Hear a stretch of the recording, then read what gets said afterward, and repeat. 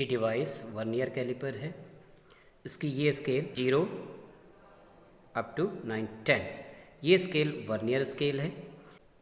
इसको इस नॉब की सहायता से हम शिफ्ट कर सकते हैं। ये जो इंटरनल स्केल है 0 10 20 30, ये आपके रूलर जो यूज़ करते हैं हम उसी की तरह है। इसका प्रत्येक पार्ट 1 mm है। इसको इसी नॉब की सहायता से फिर हम शिफ्ट करेंगे तो ये इसमें इस तरह से बंद होता चला जाएगा। देखिए यहाँ पर वर्नियर स्केल का 0 मेन स्केल के 0 के साथ सीधी रेखा में, तो हमें कहते हैं कि इस वर्नियर कैलिपर में कोई भी 0 एरर नहीं है।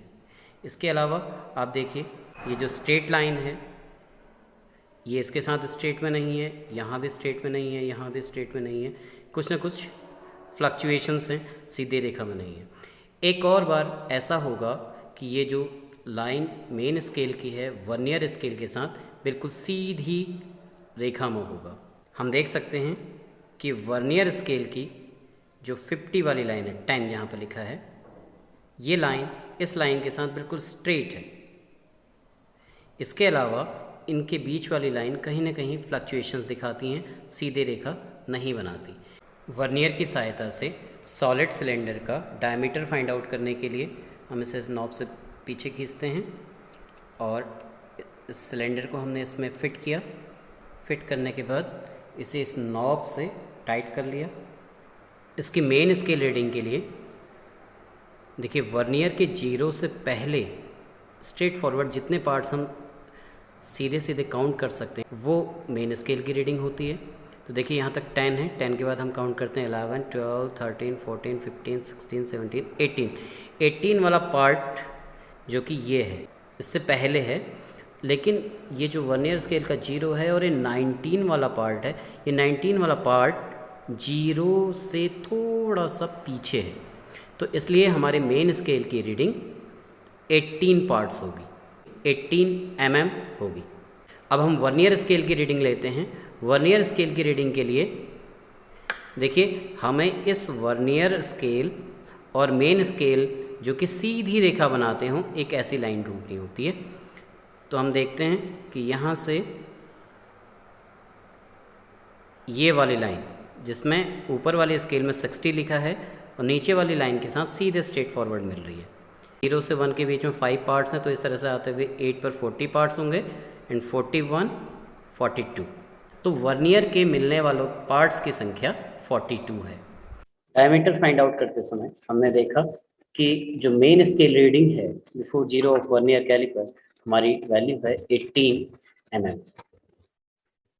Vernier scale reading number of coinciding divisions of vernier scale with main scale के साथ हमारे जो डिविजन्स मैच किए गए थे वो थे 42। तो इन 42 की वैल्यू किस तरह से निकलेगी? This 42 multiplied with least count 0.02।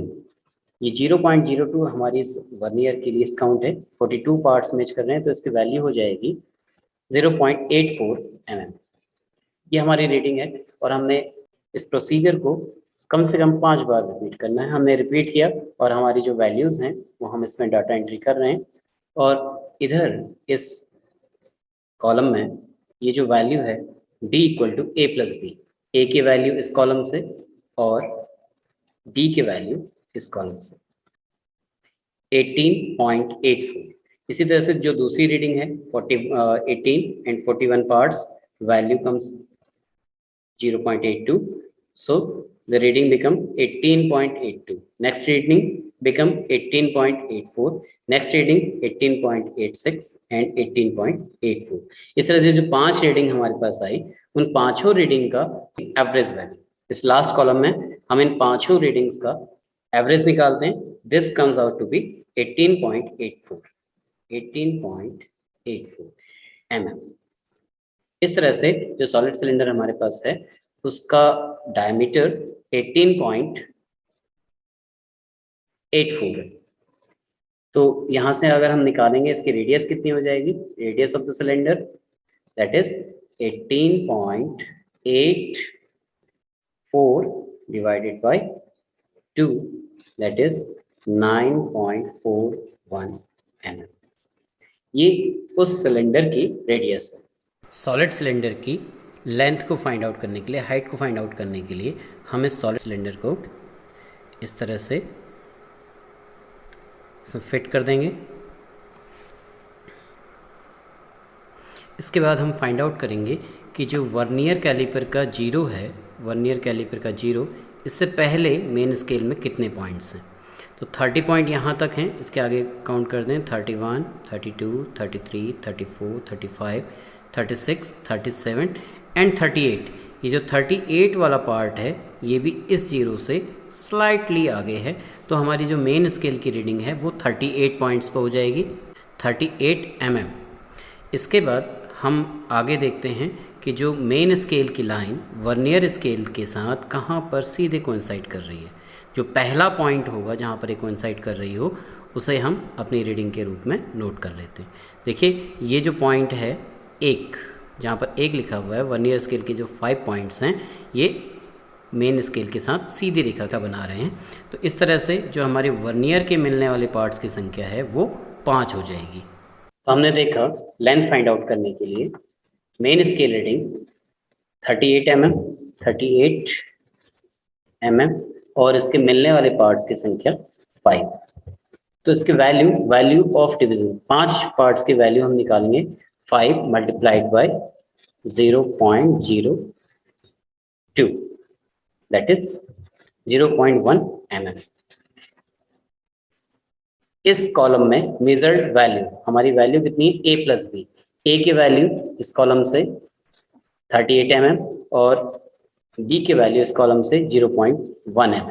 तो टोटल वैल्यू हो जाएगी 38.1 mm। हमने इस प्रोसीजर को 5 बार रिपीट किया और हमारी वैल्यूज इस तरह से आई हैं।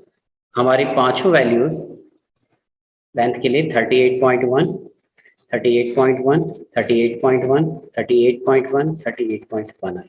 जब हम इन पांचों का एवरेज निकालेंगे that height will be, height of the cylinder h will be 38.1 mm। Next calculation, volume हम फाइंड आउट करते हैं। तो वॉल्यूम का फॉर्मूला हमारे पास है पाई r स्क्वायर h।